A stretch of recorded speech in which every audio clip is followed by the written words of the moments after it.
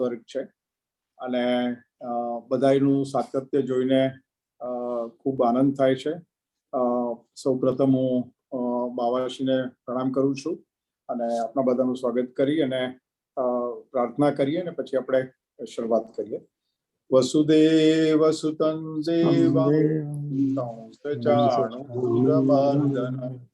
દેવકી પરમાનંદં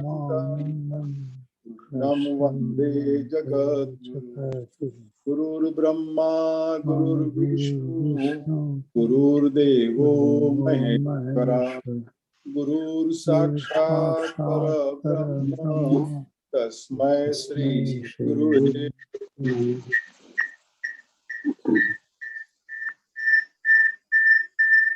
લોહાણા મહાપરિષદના મહારાષ્ટ્રના અધ્યક્ષ ધર્મેન્દ્રભાઈ, ચેતનભાઈ, લોહાણા મહાપરિષદના બધા પદાધિકારીઓ, આપનું બધાનું સ્વાગત કરું છું. આપણે ગયા વખતે નક્કી કર્યું હતું તેમ આજે અભ્યાસ વર્ગ આપણે 8 થી 9 1 કલાક માટે લઈશું અને આજે આપણે 15મા અધ્યાયના આની પેલા 2 અભ્યાસ વર્ગમાં આપણે 5-5 શ્લોકોના 10 શ્લોકોના પારાયણ કર્યા હતા, પણ આજે ગીતા જયંતિ હોવાને કારણે આજે સંપૂર્ણ 15મા અધ્યાયનું પારાયણ કરશું અને એના માટેની એક વિડીયો ક્લિપ આપની સમક્ષ આવશે. એમાં એક એક શ્લોક બોલાશે અને એના પછી પાછળથી આપણે બોલતા જવાનું છે. વૈભવ, પ્લીઝ ઓન કરો તમે 15મો અધ્યાય.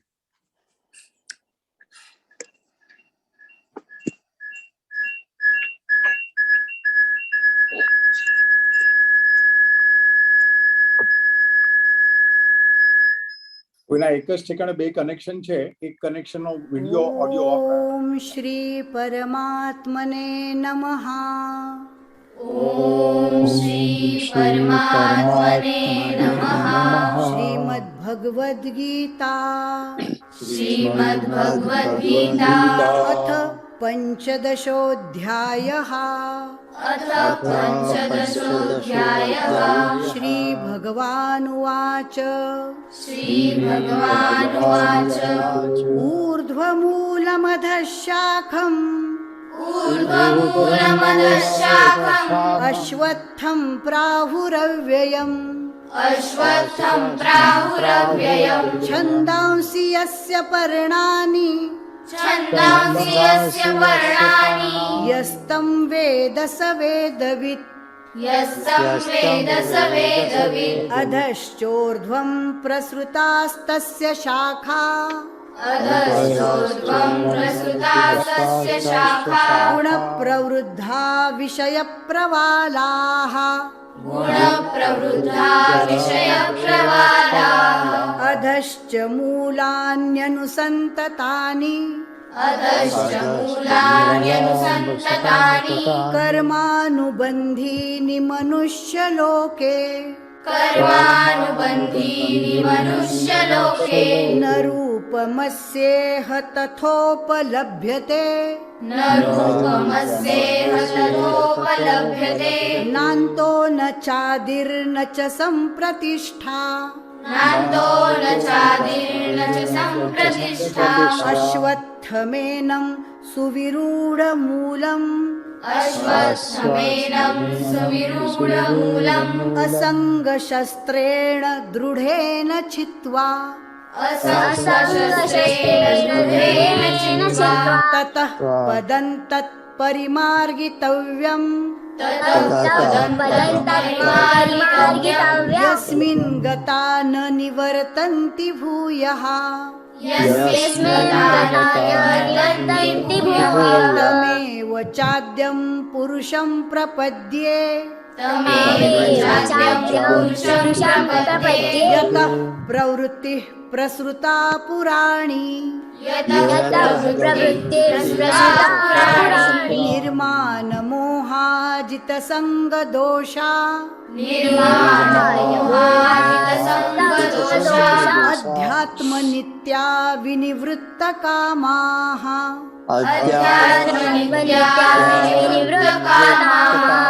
દ્વંદ્વૈર્વિમુક્તાઃ સુખ દુઃખ સંજ્ઞૈર. ગચ્છન્ત્યમૂઢાઃ પદમવ્યયં તत्.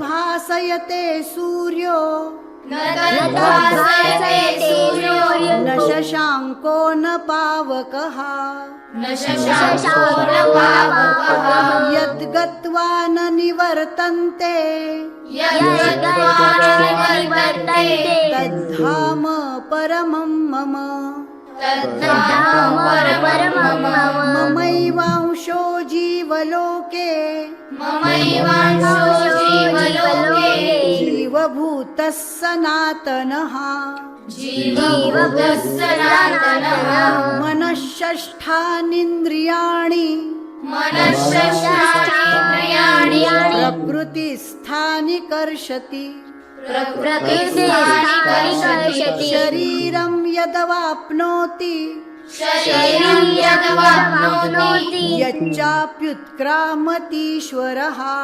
यच्चाप्युत्क्रामतीश्वरः गृहीत्वैतानि संयाति गृहीत्वैतानि संयाति वायुर्गन्धानि वाशयात् वायुर्गन्धानि वाशयात् श्रोत्रं चक्षुस्पर्शनं च श्रोत्रं चक्षुस्पर्शनं च रसनं घ्राणमेव च रसघ्राणमेव च अधिष्ठाय मनश्चायम् अधिष्ठाय मनश्चायं विषयानुपसेवते विषयानुपसेवते उत्क्रामन्तं स्थितं वापि उत्क्रामन्तं स्थितापि भुञ्जानं वा गुणान्वितं भुञ्जानं वा गुणान्वितं विमूढानानुपश्यन्ति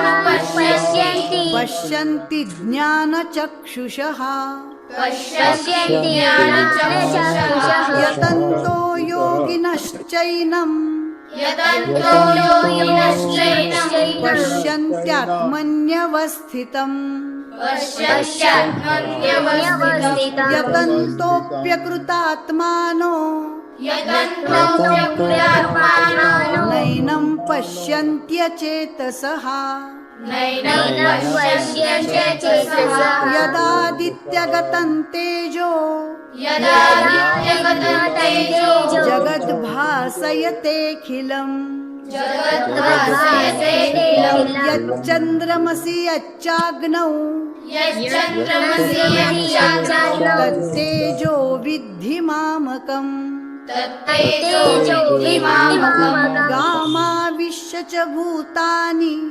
गामाविश्य च भूतानि धारयाम्यहमोजसा धारयाम्यहमोजसा पुष्णामि चौषधिः सर्वाः पुष्णामि चौषधिः सर्वाः सोमो भूत्वा रसात्मकः सोमो भूत्वा रसात्मकः अहं वैश्वानरो भूत्वा अहं वैश्वानरो भूत्वा प्राणिनां देहमाश्रितः प्राणिनां देहमाश्रितः प्राणापानसमायुक्तः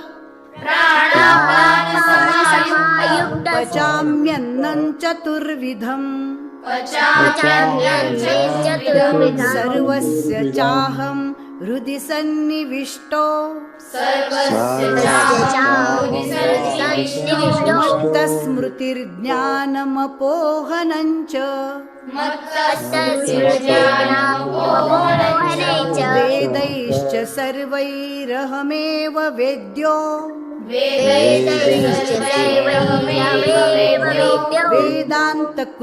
वेदान्तकृद्वेदविदेव चाहम्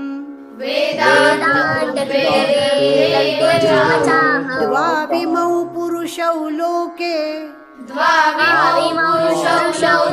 क्षरश्चाक्षर एव च क्षरः सर्वाणि भूतानि कूटस्थोऽक्षर उच्यते उत्तमः पुरुषस्त्वन्यः परमात्मेत्युदाहृतः यो लोकत्रयमाविश्य यो लोकत्रयमाविश्य बिभर्त्यव्यय ईश्वरः बिभर्त्यव्ययेश्वरः यस्माक्षरमतीतोऽहम् यस्माक्षरमतीतोऽहम् अक्षरादपि चोत्तमः अक्षरादपि चोत्तमः अतोऽस्मि लोके वेदे च अतोऽस्मि लोके च प्रथितः पुरुषोत्तमः प्रतितपुरुषोत्तमः यो मामेवमसम्मूढो यो मामेवमूढो जानाति पुरुषोत्तमम् जानाति पुरुषोत्तमं स सर्वविद् भजति माम् स सर्वविद् भजति माम् सर्वभावेन भारत सर्वभावेन भारत इति गुह्यतमं शास्त्रम् इति गुह्यतमं शास्त्रम् इदमुक्तं मया नघ इदमुक्तं मया नघ एतत् बुद्ध्वा बुद्धिमान् स्यात् एतद् बुद्धिमान् स्यात् कृतकृत्यश्च भारत कृतकृत्यश्च भारत तत्सदिति ॐ तत्सदिति श्रीमद्भगवद्गीतासूपनिषत्सु श्रीमद्भगवद्गीतासु उपनिषत्सु ब्रह्मविद्यायां ब्रह्मविद्यायां योगशास्त्रे योगशास्त्रे श्रीकृष्णार्जुनसंवादे श्रीकृष्णार्जुनसंवादे पुरुषोत्तमयोगो नाम पुरुषोत्तमयोगो नाम पञ्चदशोऽध्यायः पञ्चदशोऽध्यायः हरये नमः हरये नमः हरये नमः हरये नमः हरये नमः हरये नमः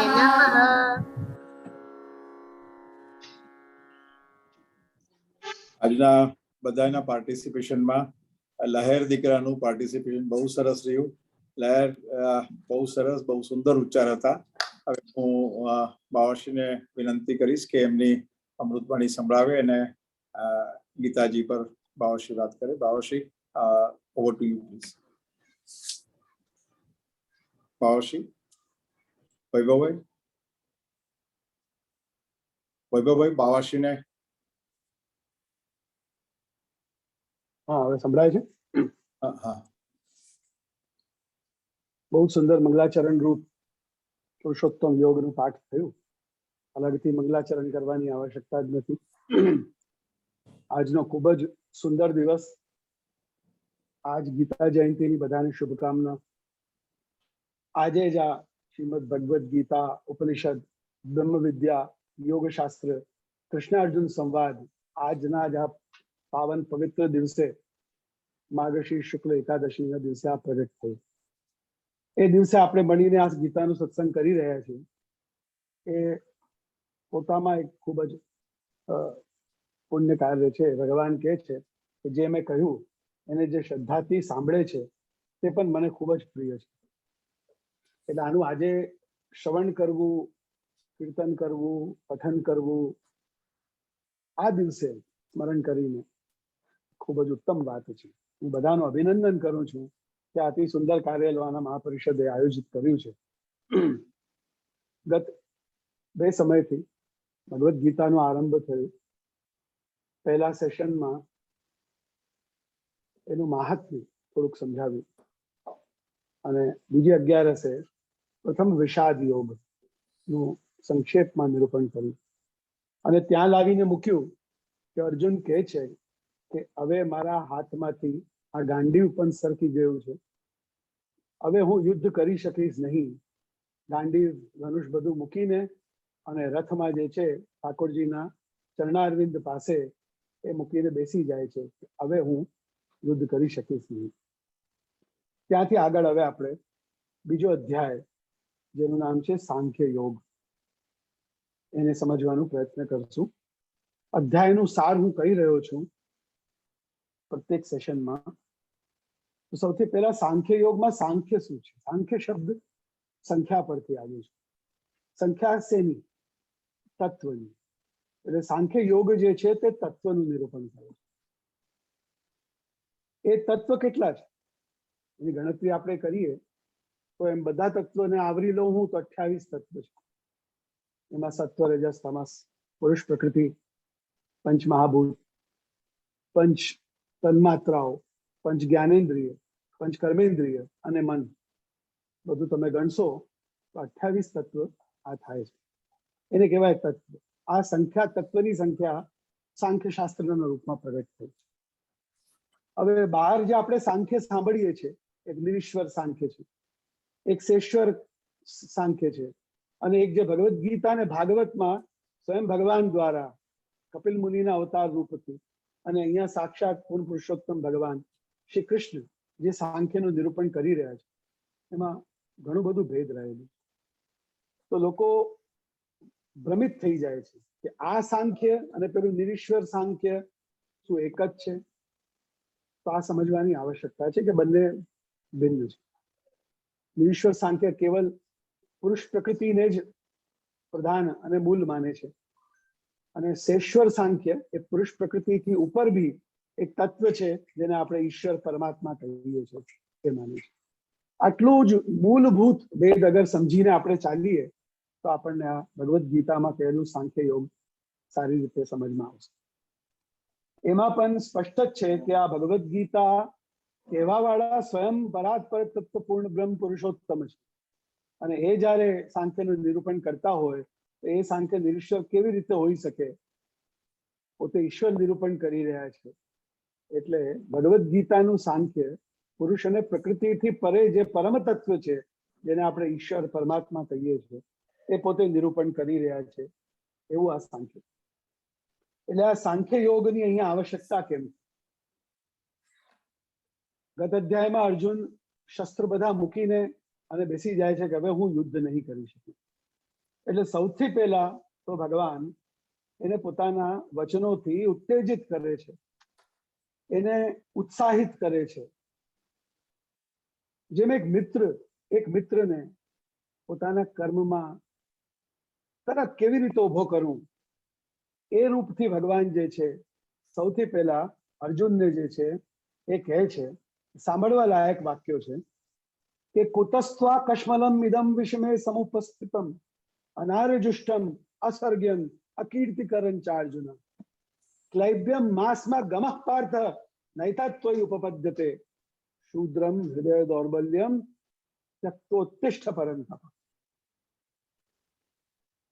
ભગવાન મિત્રની જેમ મિત્રને કહે છે કે આવા આ સમયમાં, આ સ્થાનમાં, આ રીતથી તને આવો મોહ કેવી રીતે થયો? ક્લૈબ્યમ માસમાં ગમઃ પાર્થ, આવી નપુંસકતાને તું પ્રાપ્ત ન હો. એમ ભગવાન, આ કેવલ ભગવાન શ્રી કૃષ્ણ જ સખા અર્જુનને કહી શકે છે. અર્જુન એટલો પરાક્રમી ક્ષત્રિય છે, કોઈ એને આવી રીતે શબ્દો કહી શકતું નથી ભગવાન સિવાય. પણ જેમ એક મિત્ર બીજા મિત્રને કહે છે કે તું આવું નહીં કર, તું ઉઠ, ઉભો થા, પોતાનું કર્મ કર, તેમ ભગવાન અર્જુનને કહે છે કે આવી ક્લિબતાને, ક્લિબતાનો અર્થ છે નપુંસકતાને, એક મહાન પરાક્રમી ક્ષત્રિય અર્જુન જેવાને કહે છે ભગવાન કે આવી ક્લિબતાને તું છોડ, આ સમયમાં આવું વર્તન તારું યોગ્ય નથી, તું ઉભો થા. તારું પરાક્રમ બધાએ જોયેલું છે, તારી યશ કીર્તિ પૃથ્વીમાં પ્રસરેલી છે. આ સમયે જ્યારે તું આવું કરશે તો તારું બધું જ પરાક્રમ, તારી યશ કીર્તિ બધી જ ધોવાઈ જશે, અને બધા તને ભયથી, રણથી ભાગેલો છે આ એવું માનશે. આમાં તારું કઈ બી સચવાશે નહીં, તારી યશ ને કીર્તિ તો જશે, સ્વર્ગ પણ જશે. એટલે તું આવું કર નહીં, હમણાં તો તારું કર્તવ્ય છે તું ઉભો થા, અને આ જે યુદ્ધ સામે છે એ યુદ્ધ તું લડ. અતિ સરળ શબ્દોમાં અહીંયા ખૂબ જ સ્પષ્ટ કરી દીધું કે અર્જુન જે પોતાના કર્તવ્યથી વિમૂઢ થઈને, મોહિત થઈને, વિષાદથી વ્યાપ્ત થઈને, પોતાનું ધર્મ ભૂલીને અને જે બેસી ગયો છે, તો ભગવાન એને ભગવદ્ ગીતા દ્વારા, પોતાના વચનો દ્વારા દિવ્ય પોતાના એના કર્તવ્યમાં, કર્મમાં, ધર્મમાં એને જોડી રહ્યા. આખો ભગવદ્ ગીતાનો સાર આ છે કે જીવ જે પોતાના કર્મ ધર્મ ના વિષયમાં મોહિત છે, એને ભગવાન સ્વયં આજ્ઞા કરે છે એને ક્યારે પણ પોતાના સ્વધર્મથી કર્તવ્યથી વિમૂઢ થવું નહીં. આ વાત સૌથી પહેલા આગળના શ્લોકોમાં ભગવાન જે છે તે અર્જુનને કહે છે. એના પછી પણ એને એનું શાસ્ત્ર ધર્મનું બોધ કરાવે છે કે જો તું ક્ષત્રિય છે, ક્ષત્રિયનો ધર્મ છે યુદ્ધથી ક્યારે પણ પરાંગમુખ થવું નહીં. જય કે વિજય હોય, જન્મ કે મૃત્યુ હોય, પણ ક્ષત્રિયને તો યુદ્ધ લડવું એ જ એનું પરમ ધર્મ છે. તો તું તારા ધર્મનો વિચાર કરશે તો બી તારે લડવાનું જ છે. એ જ તારું ધર્મ છે. કોઈ પણ પ્રકારથી આ સમય તને આ શોભતું નથી એટલે તું ઊભો થા અને યુદ્ધ કર. આટલું કહીને પણ તોય અર્જુનને હજી બોધ થતો નથી. અર્જુન કહે છે કે હું હવે આપની શિષ્યતા સ્વીકારું છું. કાર્પણ્ય દોષો અપહત સ્વભાવ પૃચ્છામિ ત્વામ ધર્મ સંમૂઢ ચેતા શિષ્યસ્તે હમ શાધિમામ ત્વામ પ્રપન્નમ. હવે હું આપનો શિષ્ય થયો. હવે આપ મને ખાલી પોતાનો એક મિત્ર કે સહૃદ ભાઈ નહીં માનો, પણ આપ મારા ગુરુ થાઓ અને હું આપનો શિષ્ય છું અને આપ મને માર્ગ દેખાડો. મને કઈ સૂચતું નથી. મને તો એવું લાગે છે કે આ સામે બધા મારા જ છે અને હું આ બહુ મોટું પાપ કરવા જઈ રહ્યો છું અને આનાથી મને નરક જ મળશે, બીજું કંઈ મળવાનું નથી એવી મારી બુદ્ધિ થઈ રહી છે. તો હવે આપ જ મને સાચું માર્ગદર્શન કરો અને મને આ મોહમાંથી કાઢો. જ્યારે આ વસ્તુ અર્જુન કહે છે, શિષ્યત્વ સ્વીકારે છે, ત્યારે હવે અહીંયા ભગવાન જે છે એ સાક્ષાત પૂર્ણ પુરુષોત્તમ ઈશ્વર બી છે, એના ભાઈ બી છે, એના મિત્ર બી છે. અહીંયા ગુરુ રૂપથી ઉપદેશ આપવાનો આરંભ કરે છે. અહીંયા સાંખ્ય શાસ્ત્રનું, સાંખ્ય યોગનું ઉપદેશ આપે છે. જેમ મેં બતાવ્યું કે સાંખ્ય છે સંખ્યા, તત્વ. તત્વને સરળતાથી સમજવું હોય તો બે છે, નિત્ય અને અનિત્ય, સદ અને અસદ. એમાં બધું આવી જાય છે. 28 તત્વો એમાં આવી ગયા. તો સાંખ્ય શાસ્ત્ર છે નિત્યાનિત્ય વસ્તુ વિવેક, સદસદ વસ્તુ વિવેક. શું નિત્ય છે શું અનિત્ય છે એનું વિવેક હોવું એ સાંખ્ય છે. શું સદ છે શું અસદ છે એને સમજવું એ સાંખ્ય શાસ્ત્ર છે. એટલે અહીંયા આપણને નિત્યાનિત્ય વસ્તુ, નિત્ય અને અનિત્ય, સદ અને અસદ દ્વારા ભગવાન જે છે પોતાના કર્તવ્યનું બોધ કરાવશે. હવે નિત્ય અને અનિત્યમાં ખૂબ જ સરળ શબ્દોમાં એક વાત અહીંયા સમજાવી દેવામાં આવી છે કે જેટલા બી આ શરીર છે તે બધા અનિત્ય છે અને એમાં રહેલું જે શરીરી આત્મા છે તે જ નિત્ય છે.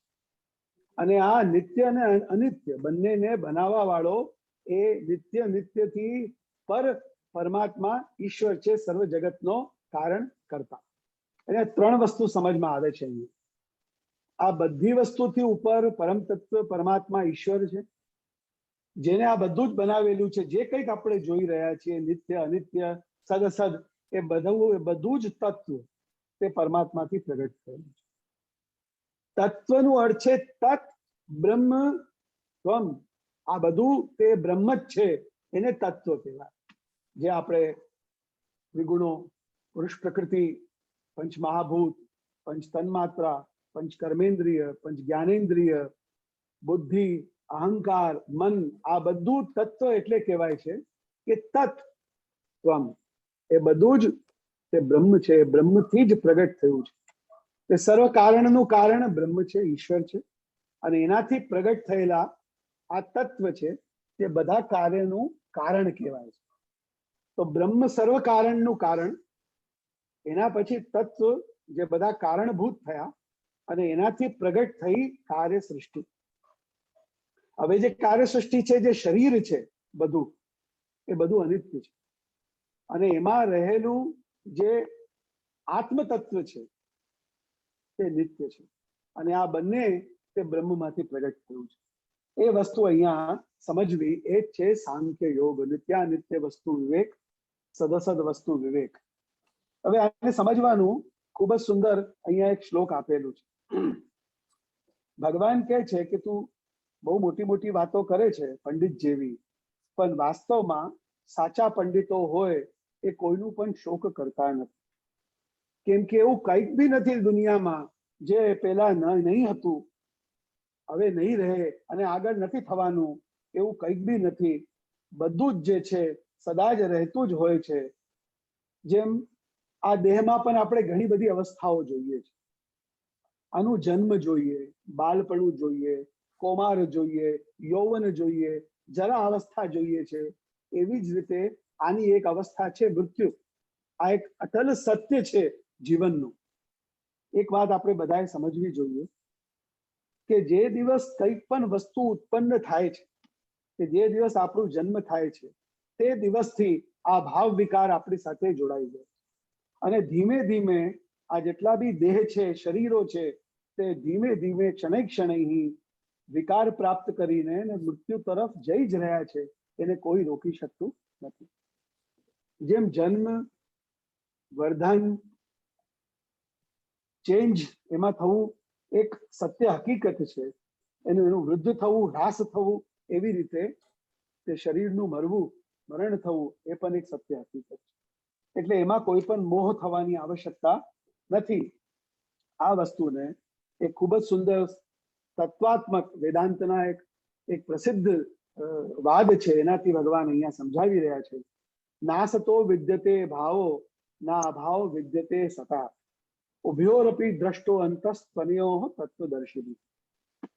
એ ખૂબ જ યુનિવર્સલ સિદ્ધાંતને સ્થાપિત કર્યું છે. ના અસતો વિદ્યતે ભાવો, જે અસત છે એની કદાપી સત્તા, ભાવ થતું નથી, અને જે સત છે એનું ક્યારે પણ અભાવ થતો નથી. એટલે આ સદ અને અસદ નું વિવેક સમજાવી રહ્યા છે કે જે સત છે, જે આત્માની વાત કરી રહ્યા છે, એ સદા નિત્ય નિરંતર વહેતી રહે છે. એ ક્યારે પણ નથી એવું બનતું નથી. અને અસદ અહીંયા કહ્યું છે શરીર. જે શરીર છે તે બધા સતત પરિણમિત થઈ રહ્યા છે, બદલાવ થઈ રહ્યા છે. એના સાથે ઉત્પત્તિ, નાશ, જન્મ, મરણ બધું લાગ્યું છે. એટલે આ એક સત્ય હકીકત છે, યુનિવર્સલ સિદ્ધાંત છે. એ બધી જ વસ્તુ પર લાગુ પડે છે.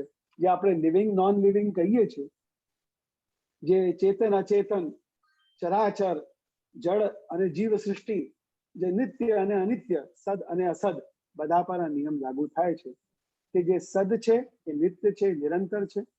જે અસદ છે એ સતત પરિવર્તનશીલ છે, એ ઉત્પત્તિ વિનાશવાની છે. એટલે આને સમજવું ખૂબ જ જરૂરી છે. અને આ બધાથી ઉપર છે બ્રહ્મ, ઈશ્વર, જેને આ બધું પ્રગટ કર્યું. એમાં પણ આ જેટલા દેહ છે, શરીર જેને કહેવાય છે, એ બધું તે સચ્ચિદાનંદ બ્રહ્મના સદંશથી પ્રગટ થયું. એમાં જડતા રહેલી છે. જે જીવ છે બધા તે બ્રહ્મના ચિદંશથી પ્રગટ થયા છે. એમાં ચેતના પ્રધાન છે રહેલી છે. અને અવતારાદિક બધા બ્રહ્મના આનંદ અંશ છે, આનંદ ધર્મ એમાં પ્રગટ હોય છે. તો જે જળ સૃષ્ટિ છે એમાંથી ચિદ અને આનંદ તિરોભૂત થઈ ગયું. હવે ચિદંશ તિરોભૂત થયું એટલે એમાં જડતા આવી. આનંદાંશ તિરોભૂત થયું એટલે બીજા અલૌકિક ધર્મ પણ તિરોહિત થઈ ગયા. એટલે એ જળ સૃષ્ટિ કેવી થઈ? ઉત્પત્તિ વિનાશશીલ છે. તો બ્રહ્મથી જ પ્રગટ થયેલી, પણ કેમ કે એમાંથી ચિદંશ અને આનંદાંશ તિરોહિત થઈ ગયું એટલે એ જળ સૃષ્ટિ ઉત્પત્તિ વિનાશશીલ થઈ. એના સાથે ભાવ વિકાર જોડાઈ ગયા. જેમ એક ઘડો કારણ માટીમાંથી બને છે, એને એક આપણે એક આકાર આપીએ છીએ, એને એક નામ આપીએ છીએ, પછી એને દંડથી આપણે તોડી દઈએ છીએ અને પાછું એ માટી થઈ જાય છે. ઉત્પત્તિ અને નાશનો અર્થ છે આવી રીતે કારણમાંથી કાર્યનું પ્રગટ થવું અને કાર્યનું પાછું કારણમાં તિરોભૂત થઈ જવું. એટલું જ છે ઉત્પત્તિ વિનાશ. એટલે આ દેહ પણ જે છે કંઈક નથિંગનેસ માંથી પ્રગટ થયા નથી, અને મરી જશે પછી દેહ પણ કઈ નથિંગ થઈ જવાનું નથી. આત્મા તો આત્મરૂપથી, ચિદરૂપથી નિત્ય નિરંતર એવી જ રહેશે, પણ દેહ પણ પરિવર્તનશીલ છે. કોઈને કોઈ ભિન્ન ભિન્ન રૂપ લેતું રહેશે. જેમ આપણે કહીએ છીએ કોઈનું દેહ નું અંત થાય, વિલય થાય, તો આપણે કહીએ છીએ પંચત્વને પ્રાપ્ત.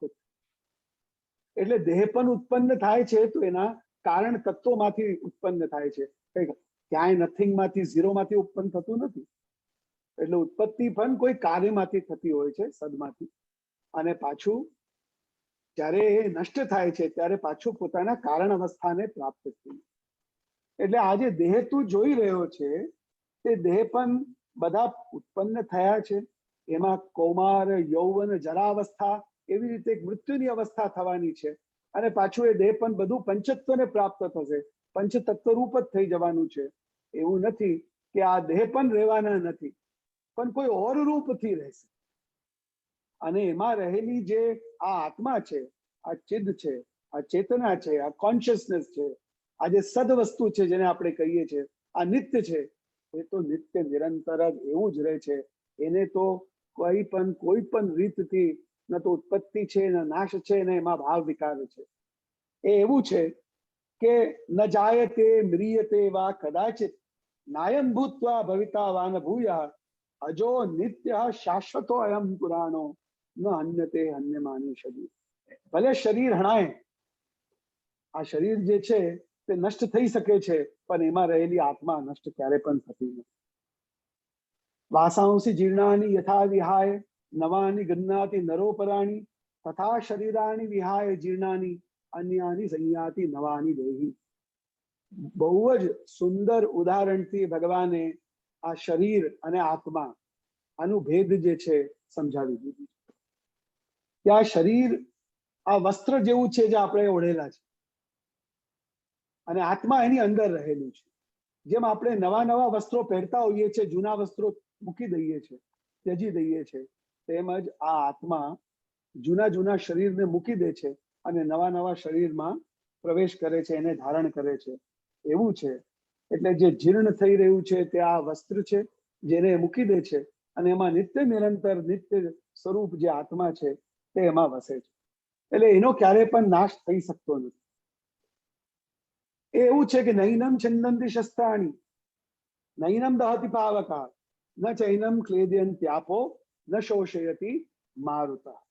એવું છે કે આને આ એટલું સૂક્ષ્મ અનુરૂપ છે કે આને કોઈ પણ શસ્ત્રથી પણ છેદી શકાતું નથી. તમે શરીરના ટુકડા કરી શકો, પણ આત્મતત્વ એટલું સૂક્ષ્મ છે, દિવ્ય છે, અલૌકિક છે, ચેતન ગુણ વાળું છે કે એને કોઈ પણ અસ્ત્રથી કે શસ્ત્રથી કે કોઈ પણ પ્રકારથી એને કાપી શકાતું નથી, છેદી શકાતું નથી, જેમ શરીરને છેદી શકાય. નૈનમ દહતિ પાવકા. તમે અગ્નિથી એને બાળવાનો પ્રયત્ન કરશો તો તમે એને બાળી નહીં શકો. શરીર તો બળીને ભસ્મ થઈ જશે, એ તો પંચત્વ થઈ જશે, એનો જલંશ જલ થઈ જશે, અગ્નિ અંશ અગ્નિ થઈ જશે, અને વાયુ અંશ વાયુ થઈ જશે, આકાશ અંશ આકાશ થઈ જશે. પણ આત્મતત્વને કોઈ પણ જલાવી પણ શકતું નથી. ન ચૈનમ ક્લેદયન ત્યાપો. તમે એને જલમાં ભીજોવી દો તો એ તમે એને ભીંજવી શકતા નથી, અને વાયુમાં મૂકી દો તો વાયુ એને શોષી શકતું, સુકાવી શકતું નથી. અછેદ્યો અયમ અદાહ્યો અયમ અક્લેદ્યો અશોષ્ય એવ ચ નિત્ય સર્વગત સ્થાણુર અચલો અયમ સનાતન. આ એવું અતિ સૂક્ષ્માતિ સૂક્ષ્મ છે, અને બ્રહ્મરૂપથી દિવ્યાતિ દિવ્ય, બ્રાતથી બ્રાત છે. અંશરૂપથી જીવરૂપથી અતિ સૂક્ષ્મ હૃદયમાં વાસ કરતો હોય છે. સર્વ હૃદય વ્યાપી એની ચેતના છે. એવો આત્મા છે, પણ એ છે સનાતન, નિત્ય છે, બ્રહ્મનો અંશ છે. એવું આ આત્માનું નાશ થઈ શકતું નથી. એટલે તને જે શોક થઈ રહ્યો છે કે હું આ બધાને કેમ મારું, હું આમને મારીશ, હું મારવા વાળો એવો ઘાતક થઈશ, તો તું કોઈને પણ મારી શકતો નથી. વાસ્તવમાં આ આત્મા જે છે એ મૂળ મુખ્ય તત્વ છે, એને કોઈ મારી શકતું નથી, કાપી શકતું નથી, બાળી શકતું નથી. અને જે આ દેહ છે એ તો સતત ઉત્પત્તિ વિનાશવાન છે.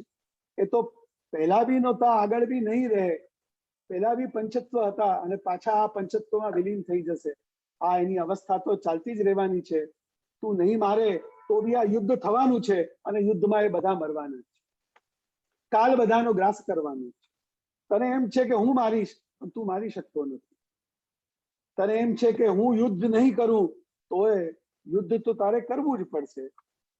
વિચાર કરો કે આગળ યુદ્ધમાં જ્યારે એના સગા સંબંધીઓને બધા મારશે, જ્યારે એના પુત્ર પૌત્રાદિકને બધા મારશે, જ્યારે એના ભાઈઓને બધા મારશે, ત્યારે શું અર્જુન ચૂપચાપ બેસીને જોઈ શકવાનો હતો?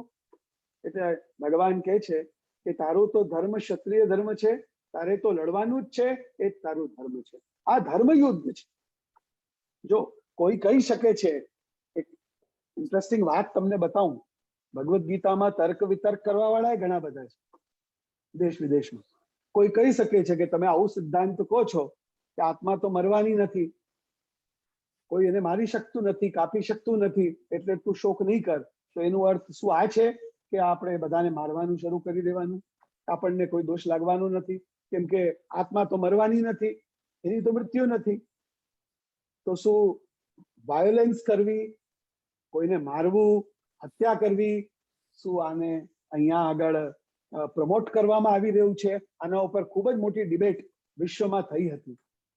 પણ આ મિત્રી ના સમજી, ઇગ્નોરન્સ, અજ્ઞાનનો પરિચય છે, એવું અહીંયા ભગવાન કહેતા નથી. ગીતાનું ઉપદેશ અને અર્જુનને આ મહાભારતના યુદ્ધમાં યોજવું પોતાના કર્મમાં ધર્મમાં, એ એટલા માટે નથી કે આ પાંડવોને અમુક રાજ્ય અપાવી દેવું છે, એટલા માટે કે ભગવાને આખું મહાભારત કરાવી દીધું અને આખા વિશ્વને એમાં જોડી દીધા અને આટલો બધો સંહાર કરાવી દીધો, કેમ કે આ 5 પાંડવોને કંઈક રાજ્ય મળે, રાજ્યનું સુખ મળે. શું આના માટે આ ભગવદ્ ગીતા છે? એના માટે આ મહાભારત યુદ્ધ થયું? તમે વિચાર કરો. શું એક પરિવારને સમૃદ્ધિ, સંપત્તિ, ધન, જય પ્રાપ્ત થાય એના માટે મહાભારત છે? એના માટે ભગવદ્ ગીતાનો ઉપદેશ છે? નહીં. અહીંયા તો પ્રત્યેક જીવ માત્રના કલ્યાણનું ભગવાન ઉપદેશ કરી રહ્યા છે. જીવ માત્રને, પ્રાણી માત્રને પોતાના ધર્મ પર, એના કર્તવ્ય પર, મનુષ્ય માત્રને એના કર્તવ્ય પર, ધર્મ પર ભગવાન આરૂઢ કરે છે. એટલે ધર્મ છે આ, કેમ કે આ ધર્મ યુદ્ધ છે.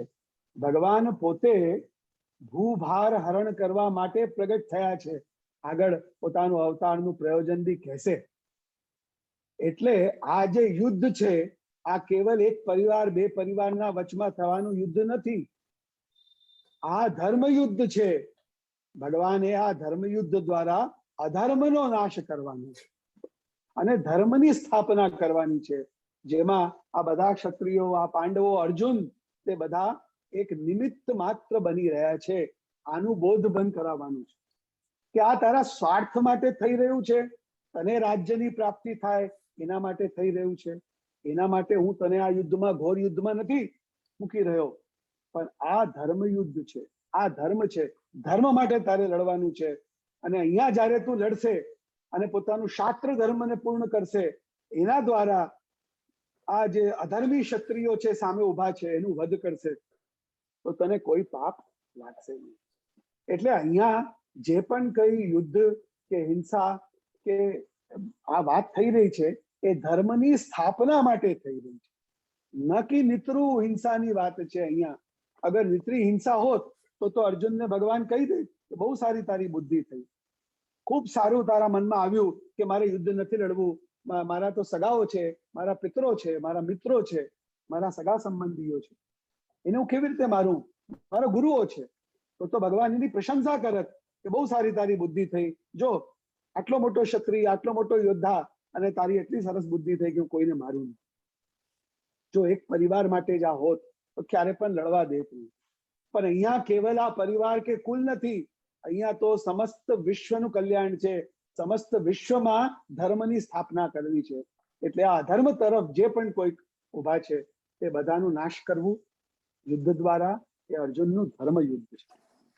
એટલે અહીંયા જે પણ કંઈ કહ્યું છે, એ જે સાંખ્ય દ્વારા નિત્ય અનિત્ય ભગવાન જે સમજાવી રહ્યા છે કે આ બધાને તો મેં પહેલાથી જ માર્યા જ છે, આ બધા મરવાના જ છે, દેહ, શરીરો, પણ એમાં રહેલી આત્મા જે છે એ તો નિત્ય છે, એ કોઈ મારી શકતું નથી.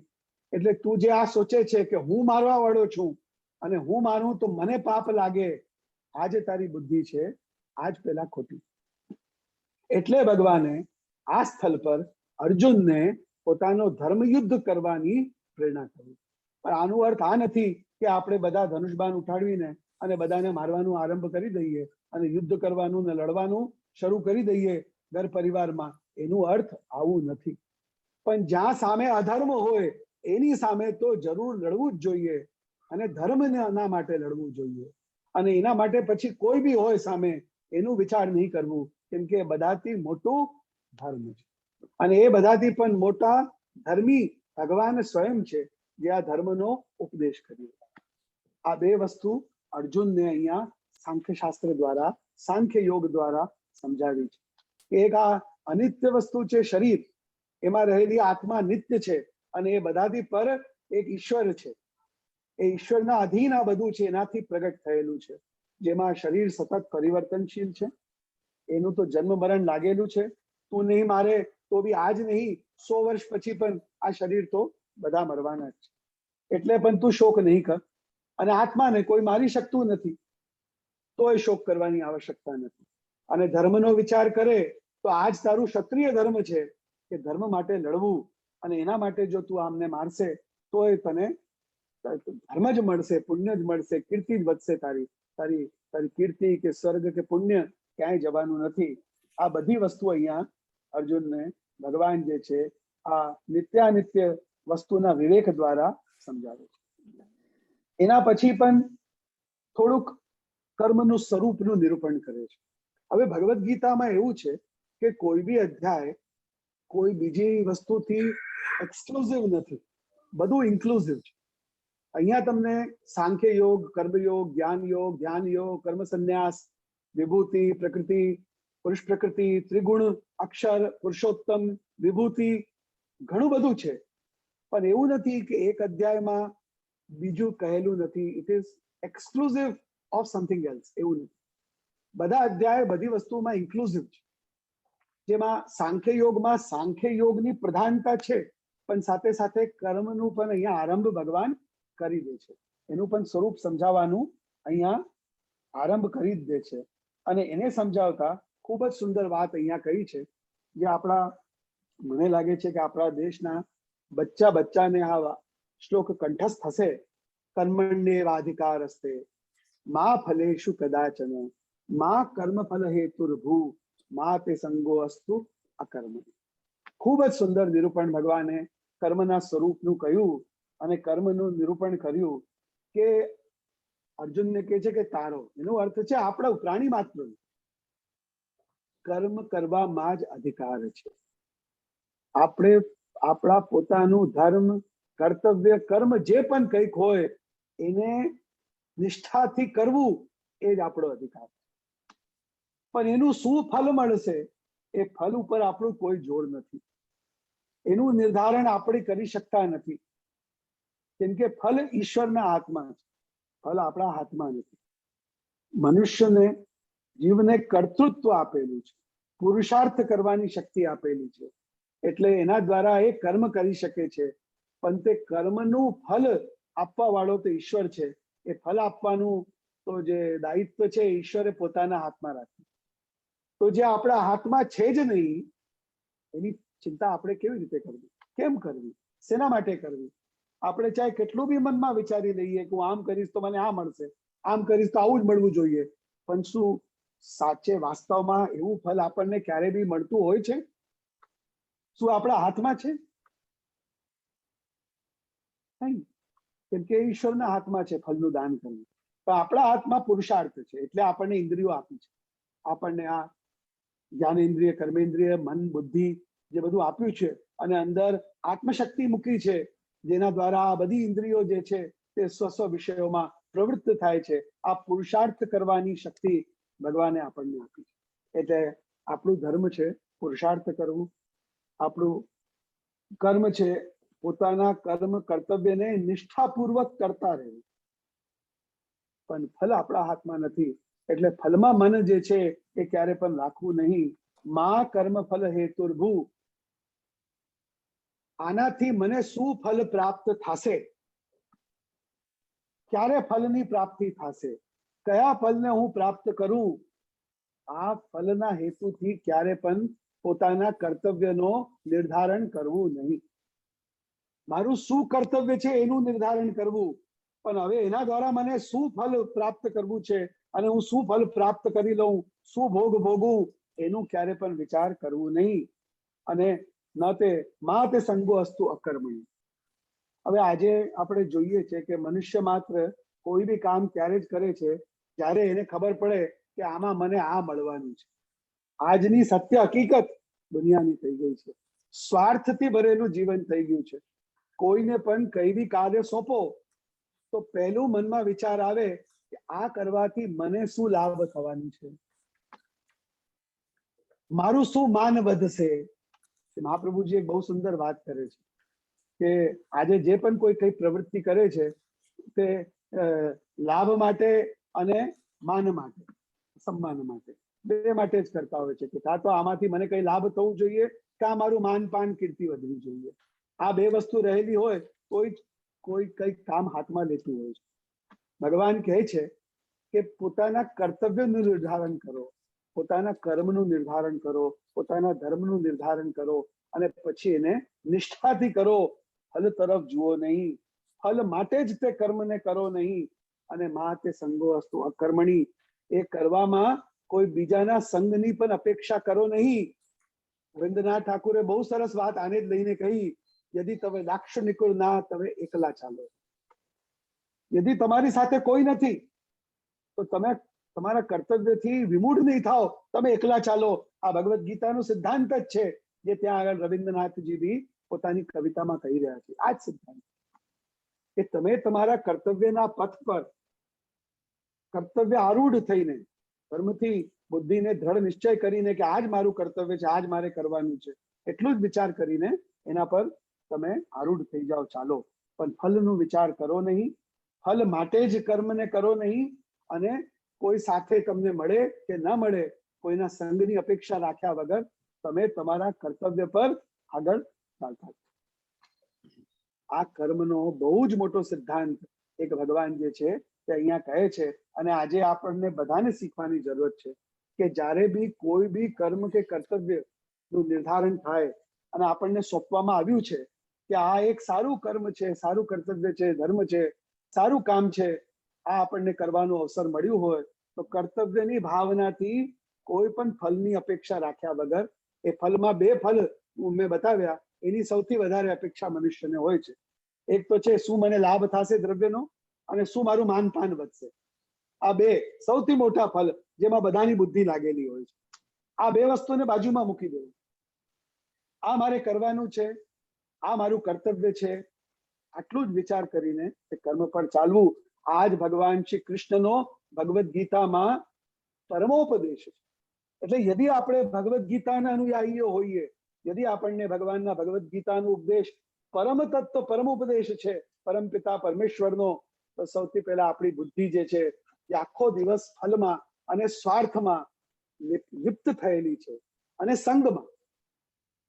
કોઈક કરે તો હું કરું, કોઈકનું સાથ મળશે તો હું કરીશ, કોઈક મને કહેશે તો હું કરીશ, કોઈ મને ઉઠાવીને લઈ જશે તો હું કરીશ, મને કંઈક મળશે તો હું કરીશ, મારું કઈ માન મળશે તો. આ બધી ભાવનાઓને સૌથી પહેલા જીવનમાંથી દૂર મૂકવી જરૂર. આ ભગવાન આ મારું ઘરનું પલોથન નથી કહી રહ્યો, આ ભગવાન શ્રી કૃષ્ણનું ગુરુ રૂપથી અર્જુનને, જીવ માત્રને સૌથી પહેલો આ ઉપદેશ છે કે કર્મણ્યેવાધિકાર હસ્તે મા ફલેષુ કદાચન મા કર્મફલ હેતુર્ભૂ મા તે સંગો અસ્તુ અકર્મ. તો આ કર્મયોગ છે.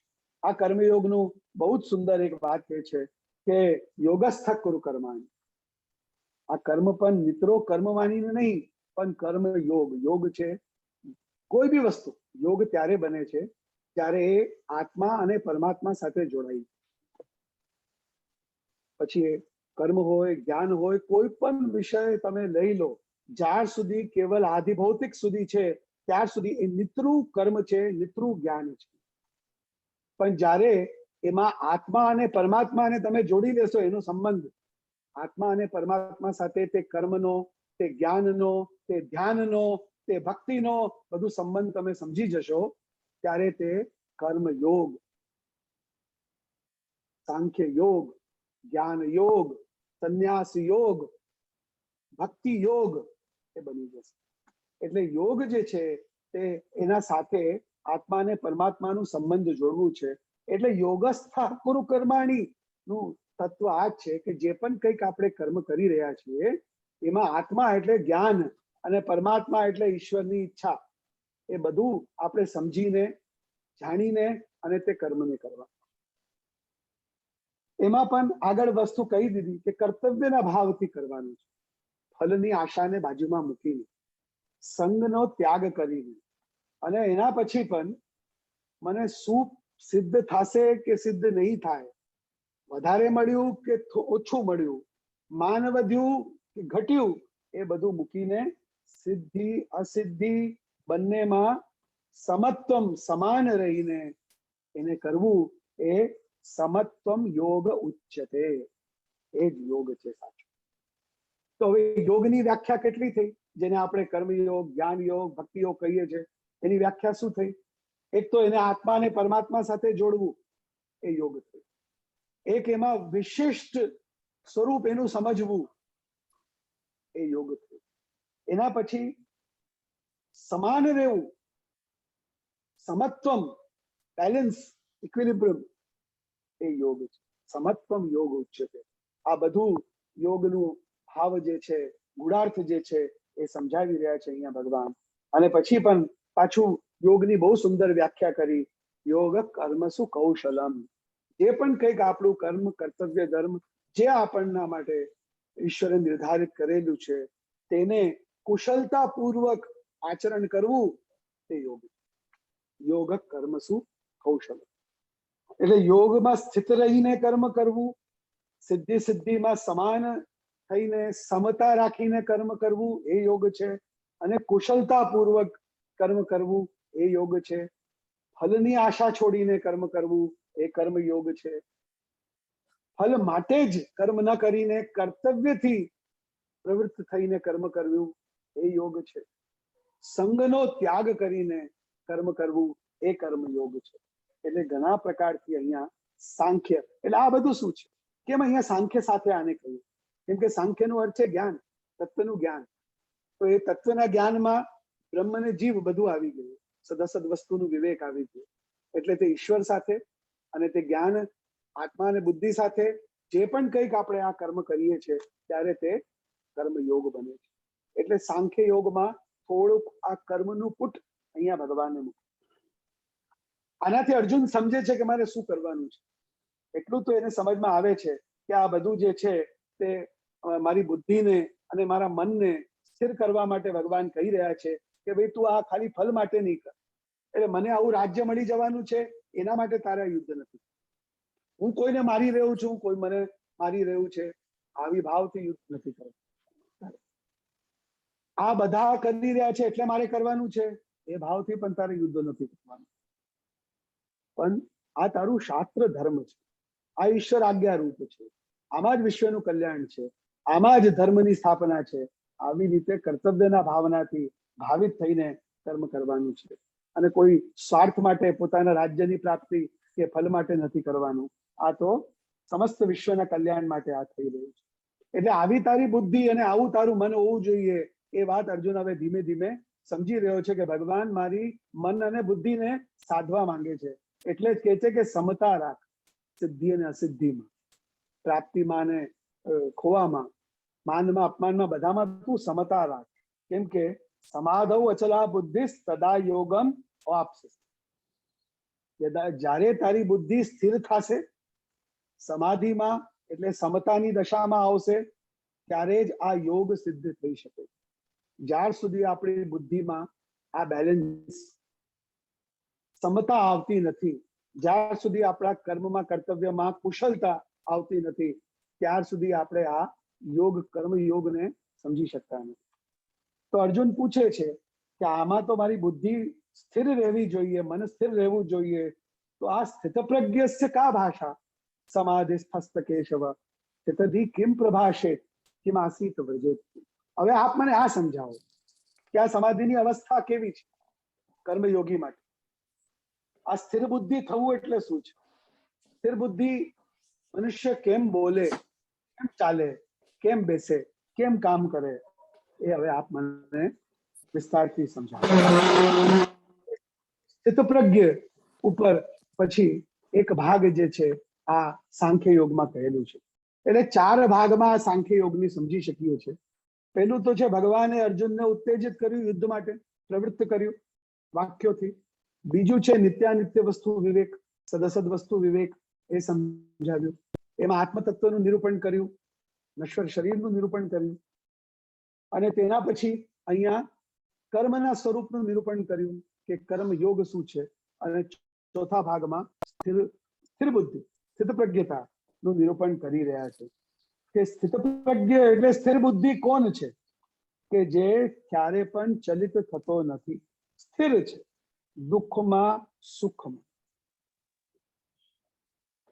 રાગમાં દ્વેષમાં, હિતમાં ભયમાં, પ્રાપ્તિમાં અપ્રાપ્તિમાં, માનમાં અપમાનમાં, બધી અવસ્થાઓમાં આપણને જરાક કંઈક પ્રાપ્ત થઈ જાય તો આપણે બહુ અભિમાન આવી જાય, આપણે એવા ખુશી હર્ષથી વિભોર થઈ જઈએ કે ઓહો જાને શું પ્રાપ્ત થઈ ગયું.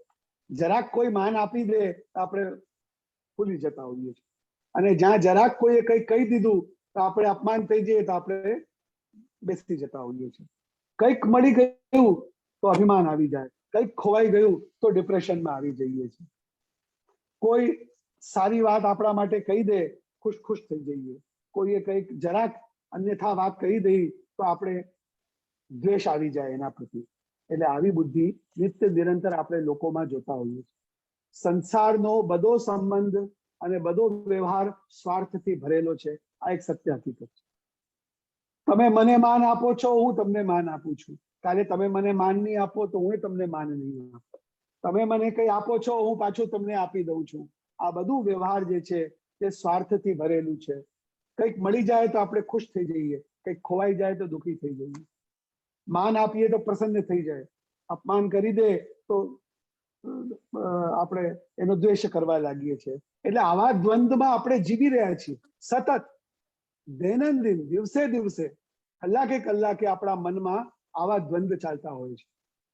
સુખ દુઃખના, માન અપમાનના, જય વિજયના, જય પરાજયના. આ બધું જ ભગવાન કહે છે કે પહેલા તો આ બધી અવસ્થામાં સમ રહેવું આવશ્યક છે. એટલે જે સ્થિતપ્રજ્ઞ છે એ સુખમાં અને દુઃખમાં એક સમાન છે. એને સુખ મળી જાય તો પણ એને ઝેલવાની શક્તિ એમાં હોય છે, અને દુઃખ મળી જાય તો દુઃખને પણ ઝેલવાની શક્તિ એમાં હોય છે. બંને અવસ્થામાં એને કોઈ માન આપે તો પણ એ સ્થિર રહે છે, અને કોઈ અપમાન કરી દે તો બી એ સ્થિર રહે, એનું કઈ જતું નથી. હું ઘણી વાર વૈષ્ણવોને કહેતો હોઉં છું કે તમને હું એક વાત બતાવું કે તમે ખૂબ જયનાદ કરશો, ખૂબ મારું સ્વાગત કરશો, આગતા સ્વાગતા કરશો તો એનાથી હું કઈ વલ્લભકુલથી ઉપર થઈ જવાનો નથી. અને તમે ચાહો એટલી નિંદા કરશો મારી તો પણ હું કઈ વલ્લભકુલથી નીચે થઈ જવાનો નથી. એટલે જે સ્થાન આપણને આપેલું છે પ્રભુએ, એનાથી કોઈ આપણને ઉપર ચડાવી શકતું નથી, એનાથી નીચે કોઈ આપણને પાડી શકતું નથી. એટલે આપણે આપણા તે સ્વરૂપને જાણીને એક સમતા ઉપર રહેવું જોઈએ. આજે આપણે પુરુષોત્તમ યોગનો પાઠ કર્યો 15મા અધ્યાય. એમાં એક બહુ સુંદર શ્લોક આવ્યું, જો તમે અગર ધ્યાનથી એને વાંચન કર્યું હોય તો, યદ આદિત્યગતમ તેજો જગત ભાસે પ્રખિલમ યદ ચંદ્રમસી યચ્ચ આગ્નૌ તદ તેજો વિદ્ધિ મામકમ. અહીંયા ભગવાન 3 વસ્તુનો ઉલ્લેખ કરે છે. આદિત્ય એટલે સૂર્ય, ચંદ્રમસી એટલે ચંદ્રમા, અને અગ્નૌ એટલે અગ્નિ. ભગવાન કે છે આ 3માં મેં મારું તેજ સ્થાપિત કરેલું છે, સૂર્યમાં, ચંદ્રમાં અને અગ્નિમાં. કેમ કે મારું તેજ એમાં છે એટલે આખા જગતને પ્રકાશિત કરી રહ્યા છે, સૂર્ય, ચંદ્ર અને અગ્નિ. પણ વાસ્તવમાં અહીંયા ભગવાન આ 3 કુલની પ્રશંસા કરી રહ્યા છે. કેમ કે ભગવાને આદિત્ય સૂર્ય કુલમાં શ્રી રામચંદ્રજી રૂપથી પ્રગટ થયા, અને ચંદ્રના કુલમાં આપ શ્રી કૃષ્ણાવતાર લઈને પ્રગટ થયા, અને ત્રીજું આ કલીમાં અગ્નિ સાક્ષાત વલ્લભાચાર્ય રૂપથી અહીંયા પ્રગટ થયા. એટલે યદ આદિત્યગતમ તેજો એટલે સૂર્યનું જે રઘુકુલ, જેમાં તમે બધા આ લોહાણાઓ પણ જન્મ્યા છો, એનું ગૌરવ કરો કે અમને ભગવાને કયા કુલમાં જન્મ આપ્યું છે. જે કુલમાં સાક્ષાત પોતે રઘુનાથ રૂપથી, રામચંદ્રજી રૂપથી પ્રગટ થયા છે, એ કુલમાં અમે જન્મ્યા છીએ, એ રઘુકુલમાં. આનું ગૌરવ જે છે આ સમસ્ત રઘુકુલના લોહાણાઓને, ક્ષત્રિયોને હોવું જોઈએ. એવી રીતે ચંદ્રમાનું અને અમારું અગ્નિકુલ, એટલે એ ગૌરવ અમને છે કે અમને આ સ્થાન ભગવાને આપ્યું છે, એનાથી ઉપર કોઈ કરી શકતું નથી, એનાથી નીચે કોઈ અમને પાડી શકતું. તમે તમારું સ્વરૂપ વિચારો રઘુકુલનું, કે અમે કોણ છીએ, કોના વંશજ છીએ. શું છે અમારું સ્વરૂપ, એનું વિચાર કરશો તો તમને કંઈક થોડું કોઈ માન આપી દેશે તો તમે ફૂલી નહીં જાઓ, કેમ કે તમને ભગવાને આટલું સુંદર કુલ આપેલું જ છે. કોઈ કંઈક કહી દેશે તો તમે કંઈ પડી નથી જવાના. આ સમતા પોતાનામાં લાવો. એ પોતાનું જ્યારે આત્મગૌરવ, આત્મ સ્વરૂપને તમે સમજશો, પોતાના સ્વરૂપને જાણશો, તો તમને આ સમતાની દશા આવશે. જ્યાર સુધી તમે પોતાના સ્વરૂપને નહીં સમજો ત્યાર સુધી આ દ્વંદ તમને આ જીવન વ્યથિત કરતા જ રહેવાના છે. તો અહીંયા ભગવાન કહે છે કે જે સ્થિતપ્રજ્ઞ છે એ સુખ દુઃખમાં સમાન, લાભમાં, હાનિમાં, જયમાં, પરાજયમાં, બધામાં એ ન તો કંઈ પ્રાપ્ત થવાથી બહુ હર્ષિત થઈ જતો હોય છે, ન કંઈ ખોવા જવાથી દુઃખી થઈ જતો હોય છે. ઘણા બધા સ્ટુડન્ટ્સ પણ આને સાંભળી રહ્યા છે.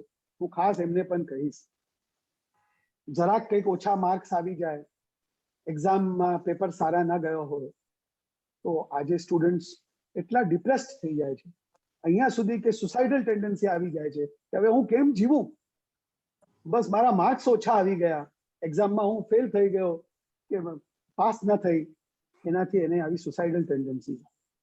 અહીંયા ભગવાન શું કહેવા માંગી રહ્યા છે તમે જુઓ. બધી અવસ્થામાં એક સમાન રહે. ક્યારે કંઈક પ્રાપ્ત થશે, ક્યારે નહીં થાય, ક્યારે લાભ થશે, ક્યારે હાનિ થશે, પણ એ બધામાં તમે એક સમાન અવસ્થા રાખો. એનાથી તમે બહુ ખુશી પણ નહીં થાવ અને બહુ દુઃખી પણ નહીં થઈ જાઓ. એ સમતા આ સ્ટુડન્ટ્સને આજે શીખવાડવાની જરૂરત છે. એટલે સ્કૂલ્સ અને કોલેજીસ અને યુનિવર્સિટીઝમાં ભગવદ્ ગીતા બહુ બાળપણથી બચ્ચાઓને શીખવવી ખૂબ જ આવશ્યક. અને જો આજે પણ આપણા સિલેબસમાં એ બધે નથી આવી છતાં પણ આપણે આપણા ઘરમાં આપણા બાળકોને બહુ નાનપણથી ભગવદ્ ગીતાના આ જે સિદ્ધાંતો છે, પોઝિટિવિટીના, પોતાનું કર્તવ્ય, પોતાનું કર્મ કરતા રહેવું, ફલની ચિંતા મૂકી દેવી અને ફલ ચાહે કેવું પણ મળે એમાં સ્થિરતા રાખવી, એક સમાન રહેવું. આ આપણે આપણા ઘરના એક એક બાળકને, બચ્ચાને બતાવવું જરૂરી છે. આપણે ઘણા બધા પ્રયત્ન કરતા હોઈએ છીએ એના માટે આપણે એને જીમમાં નાખીએ, એને ટ્યુશનમાં નાખીએ, એને સારી કોલેજમાં નાખીએ કે એનું શરીર, એનું મન, એની બુદ્ધિ એ બલવાન થાય. પણ એક વસ્તુ ભૂલી જઈએ છીએ કે એમાં એનું આત્મા બલવાન થઈ છે કે નહીં. શરીર અને મન તો બલવાન થઈ જાય છે, પણ આત્મા જે છે તે એવી રહી જાય છે કે જરાક કંઈક દુઃખ આવી ગયું ડિપ્રેશનમાં ઉતરી જાય. એટલે એ આત્માને બલવાન કરવા માટે એને આ ભગવદ્ ગીતા ભણાવી ખૂબ જ જરૂરી છે. આ પથ પર એને લાવવું ખૂબ જ જરૂરી છે.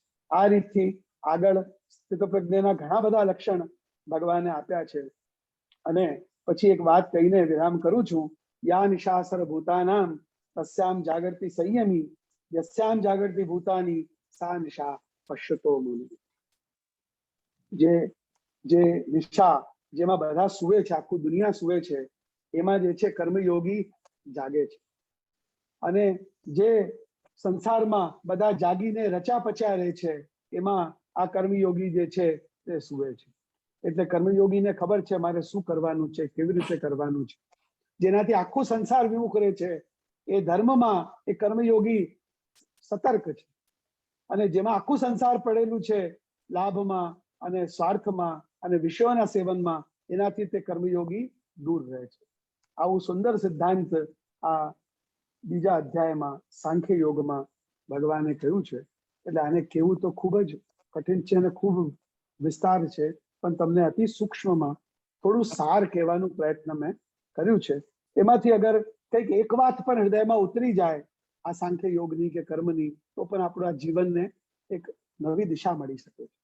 આટલું કહીને આ વક્તવ્યને હું પ્રભુના ચરણ કમલોમાં સમર્પિત કરીશ. ખૂબ બધાઈ આજના દિવસ. બાવશ્રી આપને નમસ્કાર અને પ્રણામ. ખરેખર બહુ જ સુંદર. બીજા અધ્યાયના બાવશ્રી 72 શ્લોકો છે અને મિનિટ ખાલી આપની પાસે 45 હતી. મારે ખ્યાલથી દરેક શ્લોકને આપણે પૂર્ણ સ્પર્શ કરીને સંપૂર્ણ ન્યાય આપ્યો છે. ખરી રીતના બાવશ્રીને આપણે સાંભળીએ તો એક શ્લોક સાંભળવા માટે થઈને બાવશ્રીને 1 કલાક આપવો પડે, તો રિઝનેબલ ન્યાય અપાયો એવું કહેવાય. બાવશ્રી રિયલી એપ્રિશિએટ કે બહુ જ સંક્ષિપ્તમાં પણ દરેક શ્લોકને ટચ કરી અને એનો જીસ્ટ જે આપે રજૂઆત કરી, ધીસ ઇઝ માઇન્ડ બ્લોઇંગ, બહુ જ સરસ. એટલે કર્મ કરવું જ જોઈએ, શંકા નહીં કરવી જોઈએ, સ્થિર રહેવું જોઈએ. બેસિક પ્રિન્સિપલ્સ જે આપણે સમજાવ્યા બહુ સરસ. અને આપે પછી બધાને આજે જાણ પણ કરાવી દીધી કે રઘુવંશમાં આપ જન્મ્યા છો અને ભગવાનનો આપના બધા પર વિશેષ પ્રેમ છે. અને વિશેષ પ્રેમ ભગવાનનો જો આપણા પર હોય તો આપણા પર વિશેષ જવાબદારી પણ છે કે આપણે જવાબદારીપૂર્વક જે ભગવાને આપણને રોલ આપેલો હોય, પછી કુટુંબની અંદર રોલ આપેલો હોય, સમાજની અંદરનો કોઈ રોલ આપેલો હોય, એ રોલ આપણે ઉત્કૃષ્ટ રીતે નિભાવવો જોઈએ. આજની ગીતા જયંતિને બધાને ખૂબ ખૂબ શુભકામનાઓ આપું છું. અને આજના દિવસે ભગવાનને બધાને માટે પ્રાર્થના પણ કરું છું કે ભગવાન બધાના પાસેથી સરસ સરસ કામો કરાવે અને કામો કરવા માટે બધાને ઉત્તમ આરોગ્ય અને જોઈતી બધી સગવડો ભગવાન આપે એવી આજના દિવસે પ્રભુ પાસે પ્રાર્થના કરું છું. બાવશી, હું ઘણા ભાઈઓ બહેનો જોઈ રહ્યો છું કે જે લોકો રેગ્યુલરલી અટેન્ડ કરે છે આ ગીતા અભ્યાસ વર્ગ. જ્યોતિબેન મસ્કી હાજર છે, આપણા નાસિક મહાજનના પાસ પ્રેસિડેન્ટ દિલીપભાઈ પંજવાણી એમના વાઇફ સાથે છે, દિલીપભાઈ બદિયાણી છે, ઉરોણથી સ્વાતિબેન છે, ઘણા બધા છે, જેટલાનું નામ લઈશ એટલો ઓછો છે. અને સૌથી સારામાં સારા બાવશી આજે આનંદ થયો હોય ને તો લહેર દીકરી જે છે એ થ્રુઆઉટ આપનું પ્રવચન કોન્સન્ટ્રેશન થી સાંભળતી એ જોઈને મને ખૂબ આનંદ થયો છે. બેટા કીપ ઇટ અપ, બહુ સરસ. ગિરીશભાઈ આપને કઈ વાત કરવી તો ગિરીશભાઈ નું સાંભળીએ ને પછી જે ભાઈઓ ને બહેનોને બાવાશ્રી સાથે કઈ ઇન્ટરેક્શન કરવી હોય તો પણ આપણે ટાઈમ આપણો થઈ ગયો છે, પણ કોઈને પણ ઇન્ટરેક્શન કરવી હોય તો આપણે 10 મિનિટ માટે ચોક્કસ વાતો કરશું. કોઈના કઈ પ્રશ્નો હોય તો બાવાશ્રી જવાબ પણ આપશે. આજના ગીતા જયંતિની સૌને વધામણી પૂજ્ય બાવાશ્રીને દંડવત પ્રણામ કરતા હોવા જે સ્થિત પ્રજ્ઞતાની સ્થિતિ ની સુંદર વાતો હાર્દમાં, જેની હાર્દ કહીએ તે પૂજ્ય બાવાશ્રી દ્વારા બહુ જ ટૂંકમાં સમયમાં બહુ જ સુંદર રીતે રજૂ થયું. જીવનમાં જો સ્થિત પ્રજ્ઞતા આપણા જીવનમાં આવશે ને તો આ બીજું જે અધ્યાય છે ગીતાનો તે વારંવાર વાંચવાની જરૂર છે. એના 13મા શ્લોકથી લઈને મનન કરતા જાઓ તો જીવનમાં ઘણું પરિવર્તન આવશે. તો આવું સુંદર જે આપણને જ્ઞાન ગંગા પૂજ્ય બાવાશ્રી સાથે મળી છે તેના માટે ઈશ્વરનો પાર માનીએ છીએ. ફરીથી આપ સૌને આધ્યાત્મિક સંસ્કાર કેન્દ્ર લોહાણા મહાપરિષદની જ છે અને આપની જ છે. તેમના સાથીઓની સાથે આપણે વંદન કરી. ઓમ ઓમ ઓમ. હાજી તો ભાઈ પ્લીઝ. હાજી, જેને કોઈ પ્રશ્ન પૂછવા હોય એ પ્લીઝ હેન્ડ રેઝ કરે અને પછી પોતાને અનમ્યુટ કરે, એટલે પછી બાવાશ્રીને કોઈ પ્રશ્ન પૂછવા હોય કે સજેશન પણ હોય તો પણ ચોક્કસ આપી શકાશે.